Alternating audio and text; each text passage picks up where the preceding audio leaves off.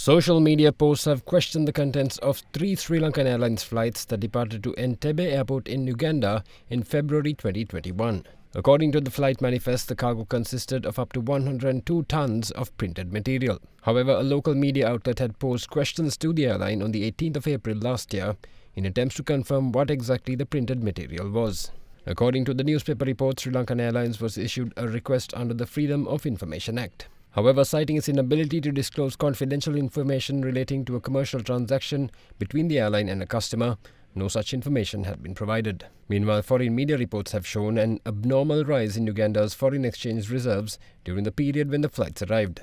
According to reports, Uganda's foreign exchange reserves had increased from $1.548 billion in the first quarter of 2021 to $4.418 billion in September 2021. However, some foreign media outlets have reported that this situation may have been due to Uganda having taken advantage of its IMF special drawing rights. However, there were various comments on social media regarding what was actually carried on the 3 planes. Some have alleged that the 3 planes have flown to Uganda carrying money belonging to some powerful individuals in Sri Lanka. In the meantime, after close to a year since the request for information was made, in a statement issued on the 14th of April, SriLankan Airlines said that it received an air cargo order to transport approximately 102 tons of printed material from Colombo to Entebbe International Airport in Uganda in February 2021.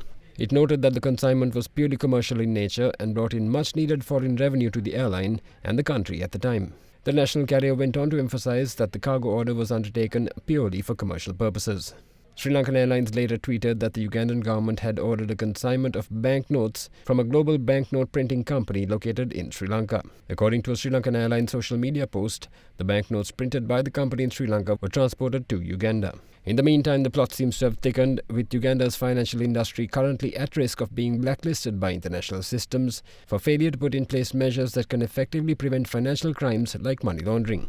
This is a requirement by the Financial Action Task Force, a global intergovernmental organization on the initiative of the G7 countries to develop policies to combat money laundering and terrorism financing. Uganda was put on the grey list, a list that shows the performance of countries regarding the safety or level of risk of their financial systems. This came about after the FATF declined to adopt Uganda's money laundering and terror financing risk assessment report done by its Ministry of Finance, the Financial Intelligence Authority, and some non-governmental organizations in 2018.